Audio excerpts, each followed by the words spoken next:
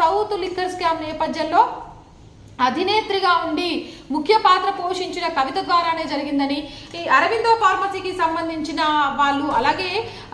అరుణ్ రామచంద్ర పిల్లై, ఇలాంటి వాళ్ళంతా కూడా కవితకు ఆడిటర్, మాజీ ఆడిటర్ బుచ్చిబాబు, ఇలాంటి వాళ్ళని కూడా కవిత తరపున ఈ కార్యక్రమాలన్నింటిలో పాల్గొనే వాళ్ళని, దీనికి సంబంధించిన వీడియోలు, చాట్లు చాలా అయితే బయటకు వచ్చాయి. ఢిల్లీలో మండోలి జైల్లో ఉన్న సుకేష్ అయితే దీనికి సంబంధించిన పూర్తి ఆధారాలు తన దగ్గర ఉన్నాయని, తనను మానసిక వేదనకు జైల్లో గురి చేస్తున్నారు అని, కావాలనే తనని తీహార్ నుంచి మండోలి జైలుకి తీసుకొచ్చారు అని, ఇక్కడ ఒక ముగ్గురు ఆఫీసర్లు ఓం ప్రకాష్, దీపక్ కుమార్, అలాగే అక్కడ సూపరింటెండెంట్, వీళ్ళ ముగ్గురు సహాయంతో, అలాగే వీళ్ళతో పాటు మరికొంత సిబ్బందితో కలిసి కేజ్రీవాల్ కి నమ్మిన బంట్లు వాళ్ళు తన మీద కొన్ని అసత్య ఆరోపణలు చేయడంతో పాటు మానసిక ఆవేదనకు గురి చేస్తున్నారని ఇప్పటికే మానవ హక్కుల కమిషన్ ని కూడా ఆశ్రయించినట్టుగా సుకేష్ అయితే చెప్తున్నాడు. దీనికి సంబంధించి మరిన్ని విషయాలను వెలుగులోకి తీసుకొచ్చే